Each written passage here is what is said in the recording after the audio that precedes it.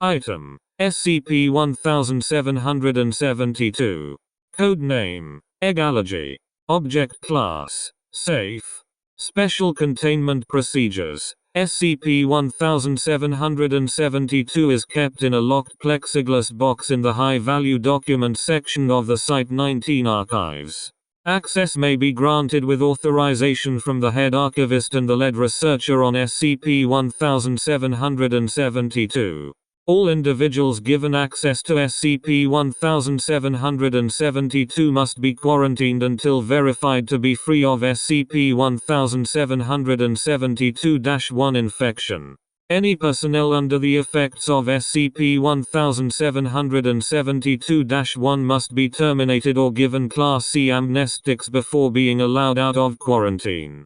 Any written or recorded material suspected to be infected by SCP-1772-1 should be destroyed or purged. An index of known instances of SCP-1772-1 is kept in Document World War I 1772-B. Description: SCP-1772 is a copy of the 1983 edition of the Pocket Spanish-English Dictionary, though it has been discovered to have flaws. Termed SCP-1772-1, not present in any printings released by the publisher. Attempts to create reproductions of SCP-1772 through mechanical means have so far failed. Images created from scanning its pages are consistently found to be corrupted, while photographs will result in the images being blurred. Due to this, it has been impossible to compile a comprehensive catalogue of deviations from non-anomalous printings. SCP-1772's primary effect occurs whenever an individual uses 1772 to translate any word previously unknown to them. Upon activation, subjects will become allergic to any word used in the translation present in SCP-1772. Upon hearing, reading, or writing any word to which they are allergic, affected subjects will immediately exhibit symptoms of anaphylaxis, such as rashes, redness and itching of the eyes, swelling of the face and throat, and difficulty breathing. These reactions are only partially mitigated by standard antihistamines or epinephrine injections, with an efficacy of approximately 30% of normal. Repeated exposures result in escalating intensity of the reactions. Most subjects will require immediate intubation to facilitate breathing after their 16th or 17th exposure. Usage of Class C amnestics will effectively remove the allergy. However, currently exhibited symptoms will continue until healed normally. Following incident CB-1772 to 1701 PD, a secondary effect caused by flaws in the dictionary was identified. Subsequently, the flaws were relabeled as SCP-1772-1. Allergic reactions due to these flaws are more intense than standard reactions to SCP-1772, and possess the additional property of contagiousness. Individuals exposed to SCP-1772-1 word pairs from an infected source also become affected. This includes written accounts, recordings, or electronic records made by an affected individual. All attempts to identify an SCP-1772-1 word pair using indirect references without becoming affected have so far failed. Class C amnestics have also been successful at removing SCP-1772-1 infections from personnel. However, no means have been found to remove the effects of SCP-1772-1 from recorded material short of destruction of the affected items. Use of SCP-1772's effects as a potential containment measures for SCP-1516 has been proposed by researchers on both projects.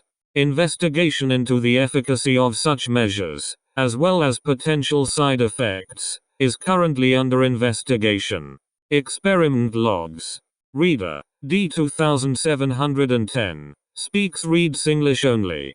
Word read. Hoover translation. Egg. Reaction: D2710 is given a note card with the word egg written on it. Upon reading it, she immediately complains of itchy eyes and demonstrates mild swelling of the face. Symptoms abate within 15 minutes.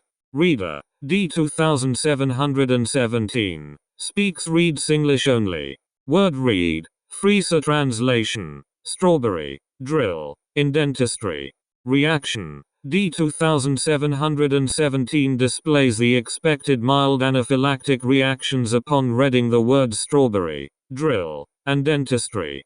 After recovering, D2717 is provided a bowl of strawberries to eat. He does not display any allergic reaction to their consumption. Reader: D3718. Speaks reads Spanish only. Word read. Cacahuete translation. Peanut. Reaction: D3718 is given a note card with the word peanut written on it, followed by a note card with the word cacahuete written on it. He does not display any allergic reaction to either card. Reader: D3824. Fully Spanish-English bilingual. Word read. Hola translation. Hello. Reaction: D3824 is given a note card with the word hello written on it, followed by a note card with the word hola written on it.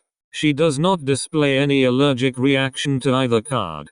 Reader: D4020. Speaks reads English only. Word read. Risa translation. Laughter. Laugh. Reaction: D4020 is given a note card with the word laughter written on it. She immediately develops a rash over her cheeks. Addendum: D4020 engaged in conversation with guard while being escorted back to her cell. During the conversation, she told a joke which caused guard to start laughing rapidly. D4020 immediately began to display symptoms of severe anaphylactic shock. An emergency medical response team was able to stabilize her, and she was returned to her cell within 4 hours.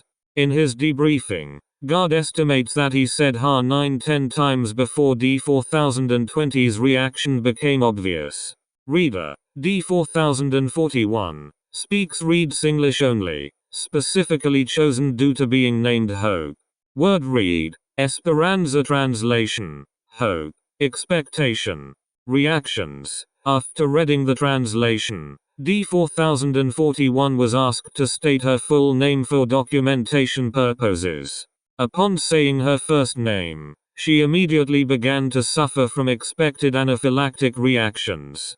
However, she also began to complain to the interviewer regarding these symptoms, during which it was discovered that any usage of pronouns referencing herself exacerbated the allergic reaction. D4041 was stabilized after being exposed to 15 utterances of her name or related personal pronouns too, and was maintained in the medical wing until her termination date. Incident CB-1772 to 1701 PD. Due to perceived near immunity to the effects of SCP-1772, D3824 was enlisted to do a complete comparison between SCP-1772 and non-anomalous editions. While compiling a listing of deviations, D3824 was repeating findings via an intercom back to research assistants Hendricks and Jameson that were overseeing the process. The video of the control room showed the assistants recording D3824's findings independently and becoming distressed as the effects of SCP-1772-1 became apparent. Ms. Hendricks was able to disable the intercom and trigger an alarm while Assistant Jameson retrieved 2 EpiPens to begin treatment. The contagious nature of SCP-1772-1 was not fully understood until several researchers and agents reviewing the security recordings and the collected written materials also began showing signs of SCP-1772-1 infection. In total, 6 personnel were hospitalized with no casualties among staff 3. Recordings and written materials collected from the incident were purged from the records to avoid further infection. Addendum. Efforts to catalog page numbers and word counts to locate mistranslations leading to SCP-1772-1 infections in document World War I 1772b are ongoing. There is no current estimation of a completion date due to the difficulty of dealing with constant infection of the cataloger.